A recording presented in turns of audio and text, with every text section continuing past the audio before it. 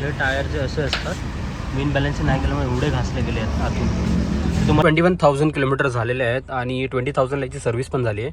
But me service सेंटरमध्ये ह्याचे wheel alignment वगैरे काही केलं नव्हतं.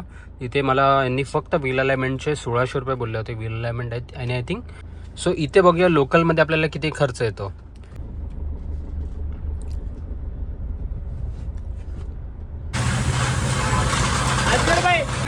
आहे ना व्हील बॅलन्सिंग जर नाही केलं काय होतं.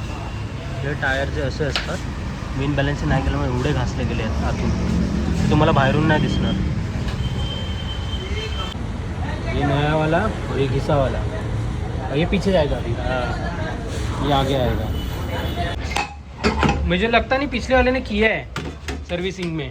पहले किधर हुआ था? वो शोरूम में हुआ था.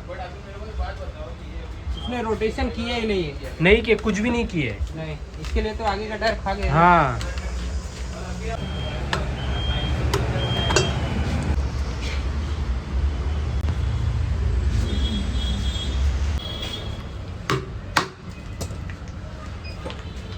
इसे घुमाने के बाद ऐसा क्यों हो रहा है?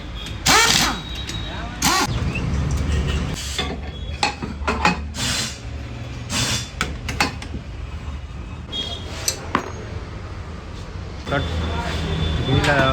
व्हील बॅलन्सिंग आणि टायर रोटेशन ऑलरेडी झालेलं आहे. आता बाकी आहे व्हील अलाइनमेंट फक्त ते इकडे होईल.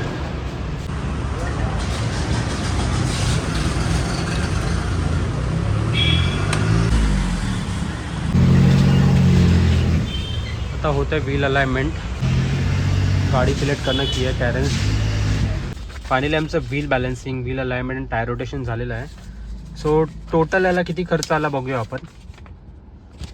व्हील अलाइनमेंट व्हील बॅलन्सिंग आणि वेट टोटल 940 झालेलं आहे. पण आमच्याकडून त्यांनी जस्ट 500 रुपीज चार्ज केलेले आहेत.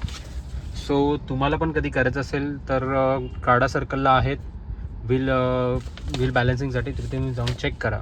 तुम्हाला तुमच्या टायरची लाईफ चांगली ठेवायची असेल तर एव्हरी 5,000 to 10,000 किलोमीटरला व्हील बॅलन्सिंग आणि व्हील अलाइनमेंट करणं खूप इम्पॉर्टंट आहे. त्याने काय होतं, तुमचा स्टेअरिंग आहे तो स्ट्रेट राहतो आणि तुमच्या हातावरती लोड येत नाही. नाही तर वन साईडला पूर्ण स्टेअरिंग जातो आणि तुमच्या हातावरती लोड येतो आणि चालवायला पण खूप स्ट्रेस होतं. स्पेशली तुमचा टायर खूप बर्नआउट होत नाही. आणि सर ओव्हरऑल खूप इम्पॉर्टंट आहे टायर व्हील अलाइनमेंट वगैरे सर्व.